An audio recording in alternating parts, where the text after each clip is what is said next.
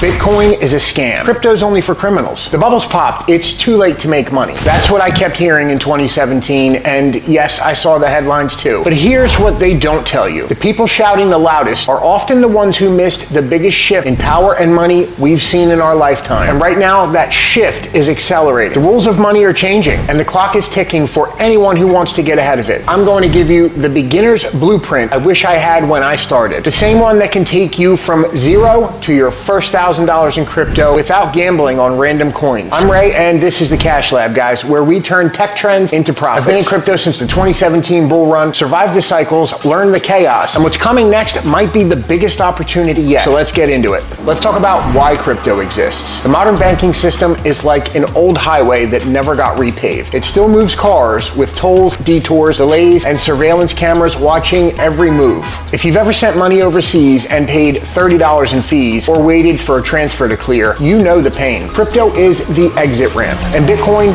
it was just the first car that drove that new road. So what is Bitcoin? In 2009, somebody under the name Satoshi Nakamoto launched Bitcoin. It wasn't just a new form of money, it was a new kind of system. Instead of relying on banks to approve your transactions, Bitcoin lets people send value back and forth directly to each other with no middleman, no permissions, no borders, 24/7. Digital currency run by the people for the people. At first, people laughed. Now it's traded globally by billionaires and considered digital gold. So let's talk about the basics of how blockchain works. Think of blockchain as the world's most trusted journal, open on a table for everyone to read, but bound in unbreakable steel so that no one can tear any pages out or change any transactions in that journal. Every transaction is recorded permanently, and there are countless copies all over the world. Try to change one, and the network instantly spots that mismatch. At its core, blockchain is a digital ledger, permanent record of every transaction made. It's built on three key principles. It's public, anyone can inspect it. It's verifiable, everyone can double check it, and it's tamper-proof. If something doesn't match, the system rejects it. You can't fake the truth when everyone has a copy. Think of it like this. Imagine a city made of houses. Each house is a block, every transaction is a detail of the blueprint inside. When the blueprint is complete, the house is sealed, stamped with its unique address, and connected to the one before it. Change one detail of that blueprint and the address changes instantly, alerting the whole neighborhood. That's how blockchain stays secure. It's not just a chain, it's a neighborhood that watches itself. Who maintains this neighborhood? These houses don't build themselves. They're created and secured by nodes. These are computers run around the world. Some of these nodes are miners. They validate transactions and keep the network running by solving math puzzles. Think of miners as the maintenance crew and security guards of the blockchain city. They make sure nobody's breaking in, and for their work, they get paid in Bitcoin. Is it hackable? Technically, yes, it can be hacked, but only if someone controlled 51% of the global network at one time, and that would cause billions and destroy Bitcoin, making it pointless to try. So even the bad guys have no incentive to attack.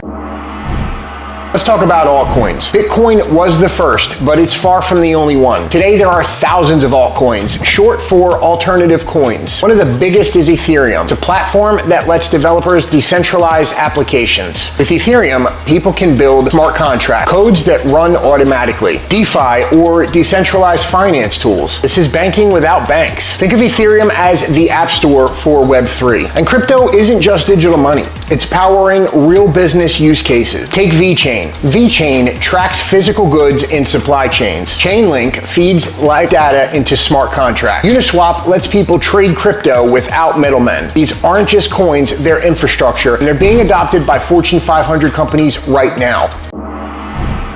RWAs take something physical like a building, a bar of gold, or a share in a company and give it a secure digital twin on the blockchain. That twin isn't just a picture, proof of ownership that you can buy, sell, or trade instantly all over the world. So why is this powerful? How about fractional ownership? You don't need millions to own a piece of a skyscraper or a gold bar. Instant liquidity. Sell your piece without months of paperwork. Anybody who has purchased a house before understands what I'm talking about. Global access. Invest in assets worldwide without banks or borders in the way. Projects like Centrifuge, Maple Finance, and Ondo are already leading the charge, bridging the gap between traditional finance and crypto. And if you hang around long enough, you're going to hear the term fiat. Fiat is government-issued money, like dollars, euro, or yen. Not backed by a commodity, it's backed by trust in the government. Crypto is the exact opposite. It's decentralized, it's transparent, and it's limited by code, not controlled by central banks. That's why so many people are shifting their savings into Bitcoin and Ethereum. There are two main types of people in crypto. A hodler, who buys and holds long-term, treats Bitcoin like digital real estate. Then there's the trader. He chases short-term gains. High risk, high stress. Profitable for some, but brutal for most. And if you're just starting out and enjoy a full night's rest, be a hodler.